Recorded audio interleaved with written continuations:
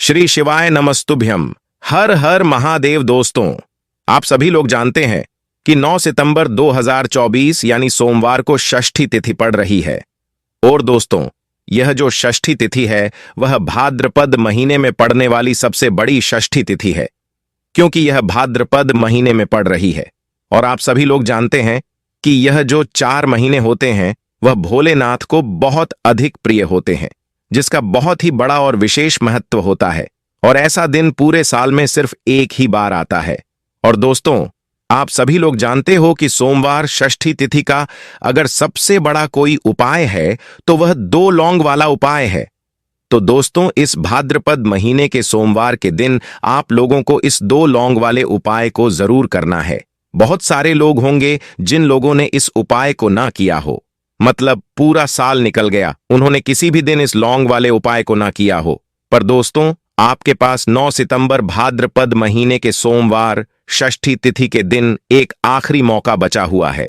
तो इस दिन आप लोगों को इस वाले उपाय को जरूर कर लेना है।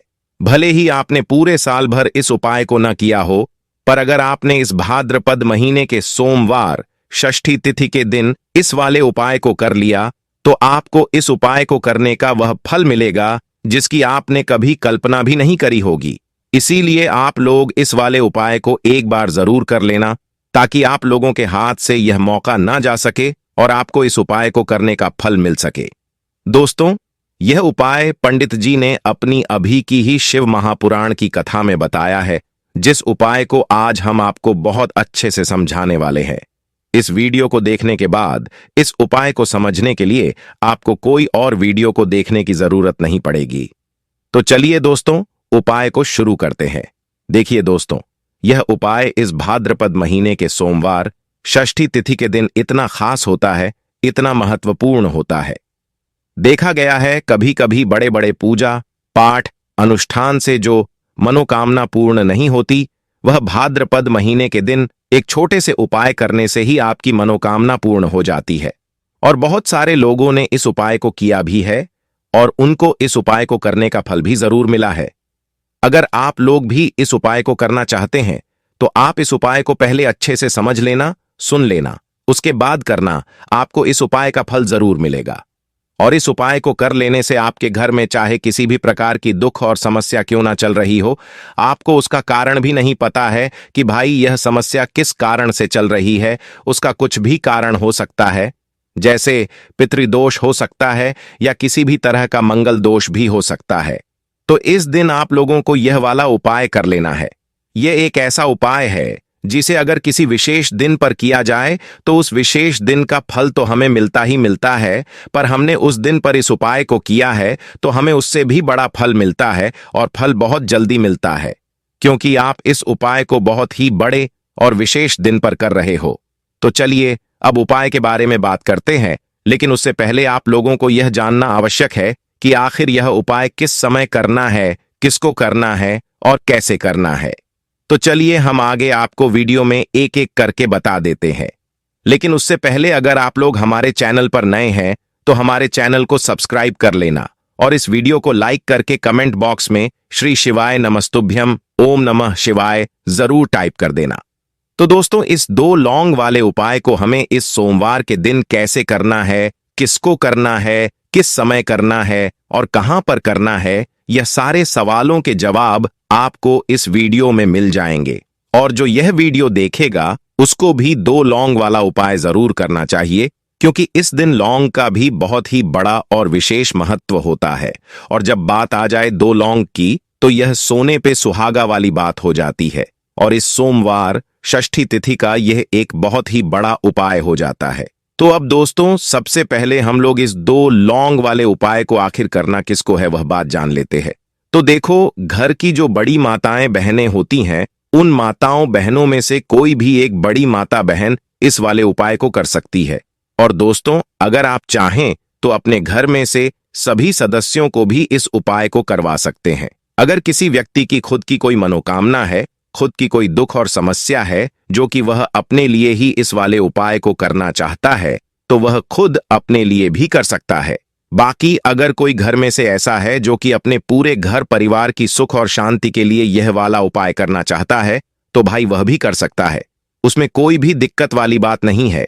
कहने का मतलब यह है कि इस उपाय को हर एक सदस्य भी कर सकता है और पूरे घर परिवार के सदस्य के लिए घर की बड़ी माताओं बहनों में से कोई एक माता बहन भी कर सकती है। माताएं बहनें अगर घर में उपस्थित ना हो या वह यह वाला उपाय ना कर पा रही हो तो फिर घर का कोई बड़ा सदस्य भी इस 2 लौंग वाले उपाय को कर सकता है, चाहे फिर वह पुरुष ही क्यों ना हो। उसमें कोई भी दिक्कत वाली बात नहीं है। अब दोस्तों, इस लौंग वाले उपाय को हमें करना कहां पर है? तो देखो, हमें यह उपाय शिवलिंग के पास में जाकर करना है। बहुत सारे लोग हर एक उपाय को करते समय प्रश्न करते हैं, हमें इस उपाय को घर पर करना है या मंदिर में जाकर करना है? तो देखो, इस वाले उपाय को आप मंदिर में करोगे तो अच्छा रहेगा, इसलिए इस वाले उपाय को आप घर पर नहीं कर सकते हो। उसके बाद में इस उपाय को लेकर जो अगला प्रश्न निकल कर आता है वह यह आता है कि आखिर इस उपाय को हमें किस समय करना है? सुबह के समय करना है कि शाम के समय करना है? तो देखो, इस वाले उपाय को आप लोग सुबह के समय भी कर सकते हो और शाम के समय प्रदोष काल में भी कर सकते हो। अब अगर आप पूछो कि भाई इस 2 लौंग वाले उपाय को करने का सबसे उत्तम समय कौन सा रहेगा, तो हम आपसे बस यही कहेंगे कि इस उपाय को आप शाम के समय करेंगे तो ज्यादा बेहतर होगा। बाकी अगर सुबह के समय भी करेंगे तो भी अच्छा होगा, उसमें कोई भी दिक्कत वाली बात नहीं है।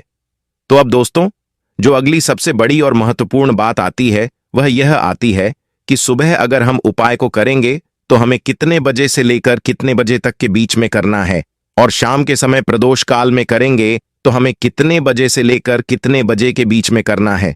तो देखो, सुबह जितनी जल्दी हो सके आप उपाय को करने की कोशिश करना। बाकी अगर किसी कारणवश लेट भी हो जाओ, थोड़ी देर भी हो जाए, तो 10 या 11 बजे तक भी आप उपाय कर लेना, पर 12 बजे से ज्यादा देरी ना हो, इस बात का ध्यान रखना। उसके बाद में दोस्तों, अगर शाम के समय प्रदोष काल की बात करें, प्रदोष काल का जो समय होता है वह शाम के 6 बजे से शुरू हो जाता है।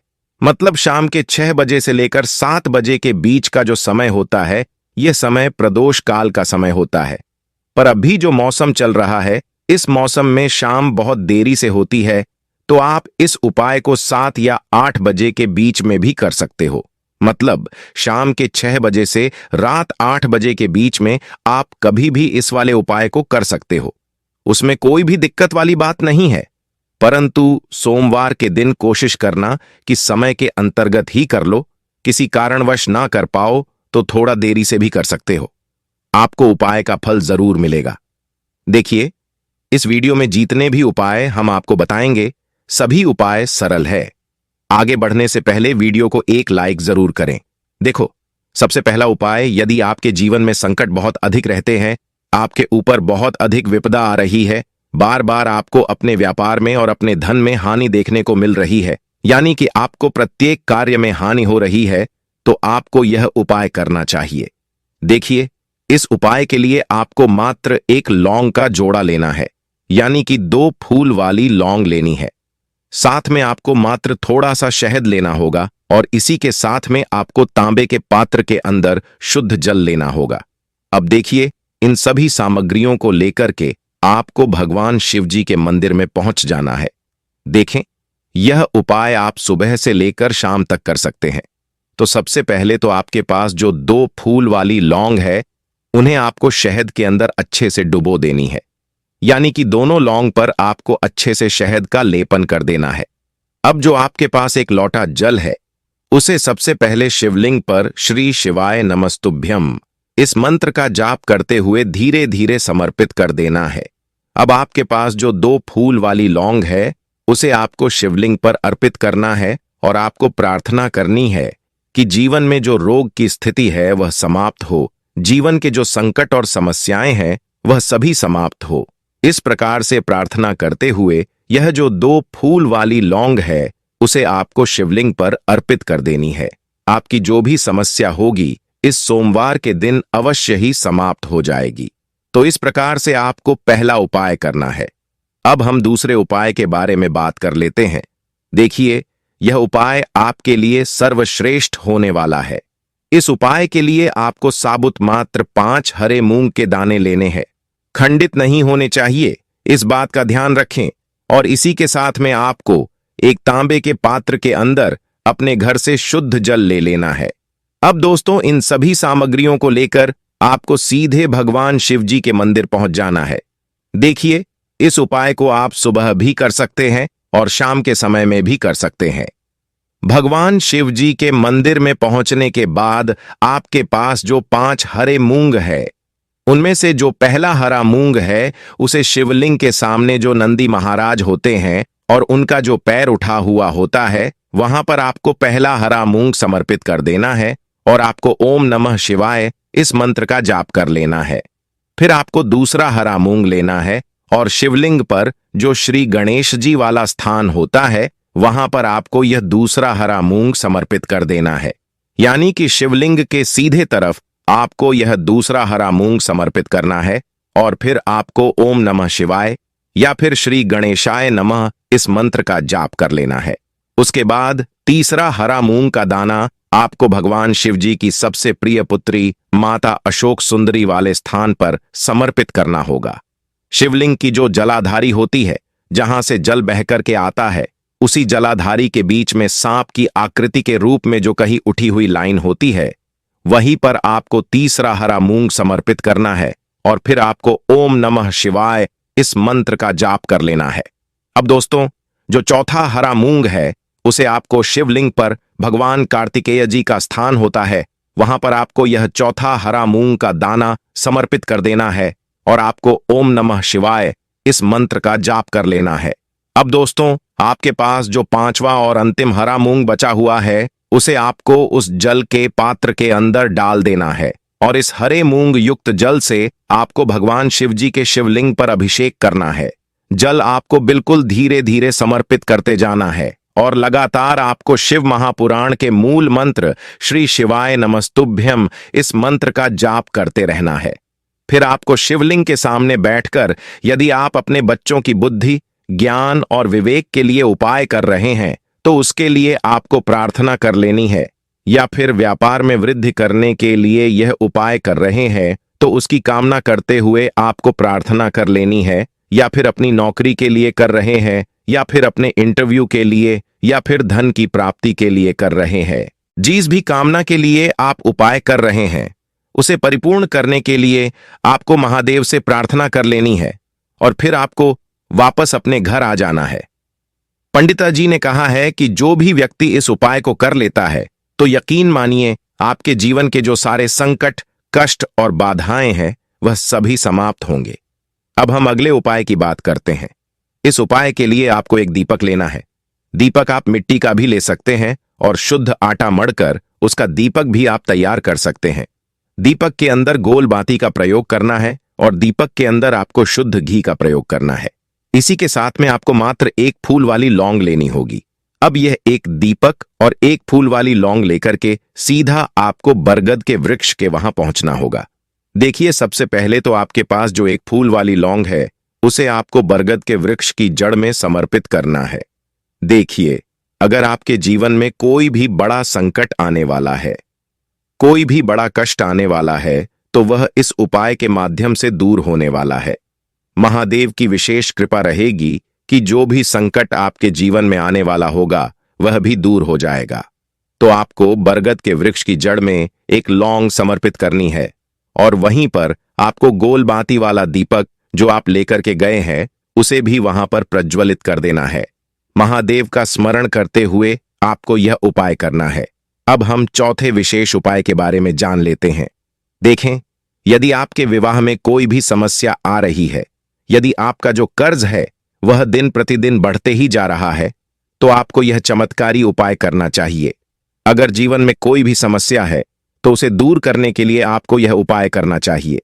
मंगल दोष से जुड़ी हुई समस्या भी है तब भी आपको यह उपाय करना चाहिए। देखिए, इस उपाय के लिए आपको एक तांबे के पात्र के अंदर अपने घर से शुद्ध जल लेना है और इसी के साथ में आपको एक चुटकी लाल चंदन लेना होगा। अब आपने जो लाल चंदन लिया है उसे आपको उस जल के पात्र के अंदर डाल देना है और यह जल आपको लाल चंदन से युक्त तैयार कर लेना है और यह लाल चंदन से युक्त जल आपको भगवान शिव जी के मंदिर में लेकर के पहुंचना है। यह उपाय भी आप सुबह से लेकर के शाम तक कर सकते हैं।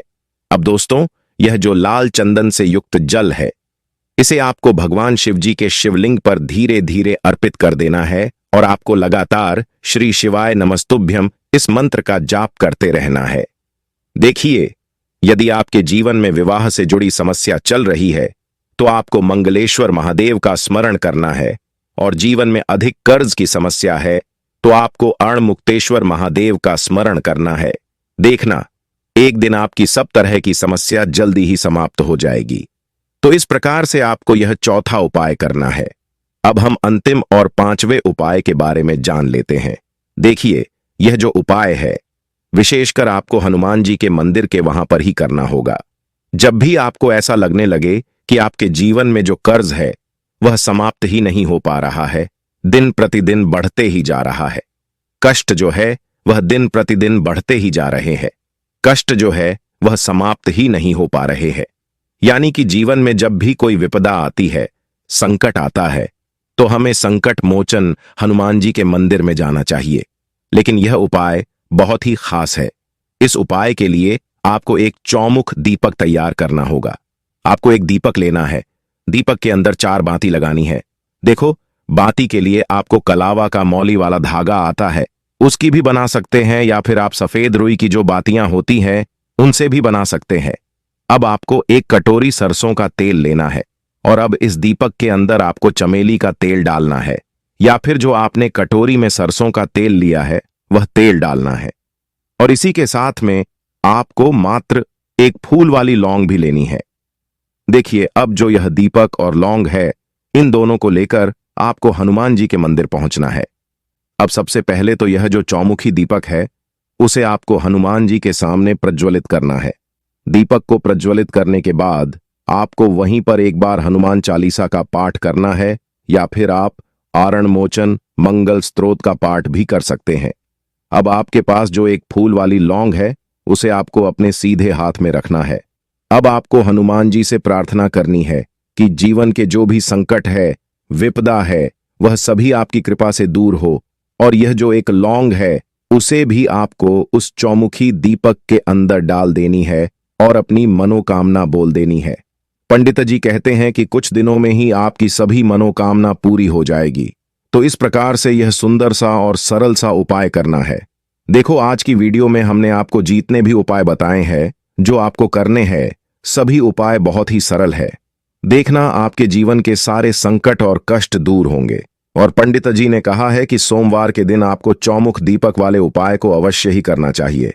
इससे आपके जीवन में चारों तरफ से आने वाले संकट दूर हो जाएंगे। तो दोस्तों, आज के इस वीडियो में हमने आपको 5 महा उपाय बताए हैं। जो भी आपको आसान लगे वह आप कर सकते हैं। उपाय को करते समय किसी भी प्रकार की गलती ना करें। अगर आपको हमारी वीडियो पसंद आई हो तो वीडियो को लाइक और चैनल को सब्सक्राइब जरूर करें। हर हर महादेव। ओम नमः शिवाय।